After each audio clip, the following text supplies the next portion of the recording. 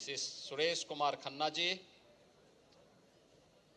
Bharatiya Janata party के कर्मठ और लोकप्रिय प्रदेश अध्यक्ष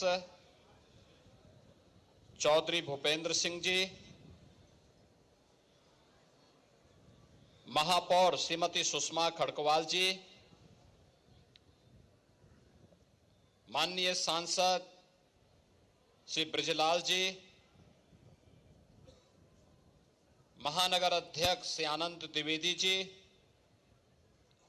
कार्यक्रम के प्रभारी श्री देवेश कोरी जी, सभी माननीय विधायकगण और आज के इस कार्यक्रम में उपस्थित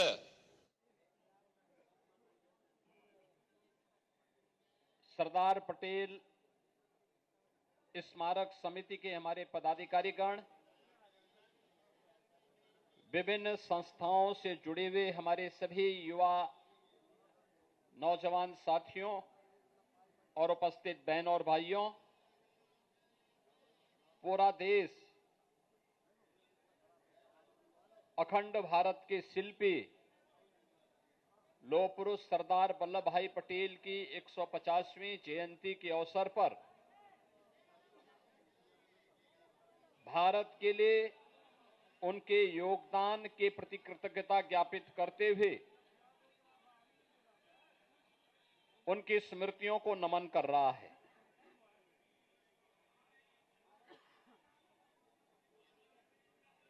प्रधानमंत्री मोदी जी ने 2014 में देश की बागडोर संभालने के बाद से लेकर के लगातार भारत माता के ऐसे सपूतों को सम्मान देने के लिए जो अभियान प्रारंभ किया, 31 अक्टूबर की तिथि पूरे देश के अंदर 600 से अधिक स्थानों पर रन फॉर यूनिटी के नाम पर राष्ट्रीय एकता के सूत्र में बांधने वाली इस दौड़ के माध्यम से भारत के युवाओं के मन में एक नई राष्ट्रभक्ति की भावना का संचार करने के उद्देश्य से यह कार्यक्रम हो रहा है। बहनों और भाइयों, हम सब इस बारे में जानते हैं, हमारी परंपरा कहती है शिवो भूत्वा शिवम यजेत, यानी जिसको हम सम्मान दे रहे हैं उसके अनुरूप बनो, जिसकी हम पूजा कर रहे हैं उसके अनुरूप हम अपने आप को तैयार करें, और यही सच्ची श्रद्धांजलि भी होती है। हम बोले कुछ और करे कुछ प्रभावशाली नहीं हो पाएगा, लेकिन प्रधानमंत्री मोदी जी के नेतृत्व में न केवल लौह पुरुष सरदार वल्लभ भाई पटेल की स्मृति को उनकी जन्मभूमि केवड़िया में सरदार सरोवर के तट पर दुनिया की सबसे बड़ी प्रतिमा के माध्यम से लौह पुरुष के योगदान को जीवंत बनाए रखने के लिए कार्यक्रम आज वह एक राष्ट्रीय प्रेरणा स्थली के रूप में पूरे देशवासियों को एक नई प्रेरणा प्रदान कर रही है। दूसरी ओर राष्ट्रीय एकता दौड़ के माध्यम से हर भारतीय के सामने, हर नौजवान के सामने राष्ट्र को एकता के सूत्र में बांधने के लिए क्या कुछ किया जाना चाहिए, यह भी एक प्रेरणा है। और इस देश से अनेक कार्यक्रम देश के अंदर प्रारंभ हुए हैं। ये सब जानते हैं, लौह पुरुष सरदार वल्लभ भाई पटेल एक महान स्वतंत्रता संग्राम सेनानी थे। सामान्य किसान परिवार में उनका जन्म हुआ था।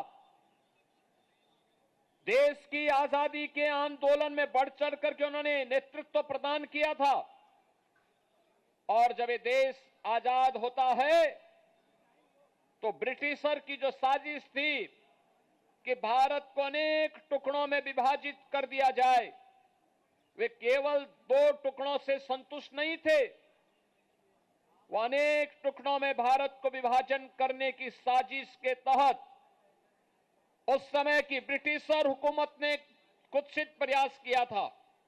उन्होंने देशी रियासतों को इस बात की स्वतंत्रता दी थी कि वे चाहें तो भारत में विलय हो सकती हैं, वे चाहें तो पाकिस्तान में जा सकती हैं और वे चाहें तो अपना स्वतंत्र अस्तित्व बनाए रख सकती हैं। याद करिए कि जब हैदराबाद और जूनागढ़ के निजाम और नवाब के द्वारा भारत के अंदर शामिल होने में आनाकानी की जा रही थी, तो उस समय लौह पुरुष सरदार वल्लभ भाई पटेल ने पहले उन्हें समझाने का प्रयास किया।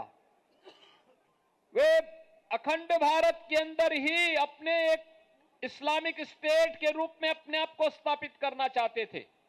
लौह पुरुष ने कहा कि भारत की अखंडता के साथ कोई खिलवाड़ बर्दाश्त नहीं, स्वीकार्य नहीं। आप मानेंगे, बातों से मानेंगे, अच्छी बात है, नहीं मानेंगे, हमारे पास दूसरे भी तरीके हैं। और केवल पुलिस ही पहुंची, फोर्स अभी पहुंची ही नहीं थी कि दोनों निजाम भी, हैदराबाद का निजाम भी और जूनागढ़ का नवाब भी दौड़ गया, भाग गया। भारत छोड़ करके भागने के लिए उन्हें मजबूर होना पड़ा। राष्ट्रभक्ति का भाव जब इस रूप में होता है, तब राष्ट्र अखंडता के सूत्र में बंद करके अपनी एकता को सुदृढ़ बनाए रखता है। आप याद करिए, 563 रियासतों को उन्होंने भारत गणराज्य का हिस्सा बना करके अखंड भारत के निर्माण में अपना योगदान किया। और केवल एक रियासत जम्मू कश्मीर या पंडित नेहरू के पास थी, उन्होंने उसे विवादित करने का प्रयास किया। हम सब आभारी हैं प्रधानमंत्री मोदी जी के, जिन्होंने कश्मीर में धारा 370 को समाप्त करके अखंड भारत का हिस्सा बना करके लौह पुरुष सरदार वल्लभ भाई पटेल को अपनी विनम्र श्रद्धांजलि अर्पित की है। लौह पुरुष सरदार वल्लभ भाई पटेल को उनके व्यक्तित्व के अनुरूप दुनिया की सबसे बड़ी प्रतिमा स्थापित करके केवड़िया को एक राष्ट्रीय प्रेरणा स्थली के रूप में स्थापित किया। आज से कार्यक्रम प्रारंभ हो रहे हैं, अनेक कार्यक्रम होंगे। केवड़िया में उत्तर प्रदेश का सांस्कृतिक दल जा रहा है। उत्तर प्रदेश के हस्तशिल्पी और कारीगरों के द्वारा बनाए जाने वाले उत्पादों को भी वहां पे डिस्प्ले करने की कार्रवाई को आगे बढ़ाया जा रहा है।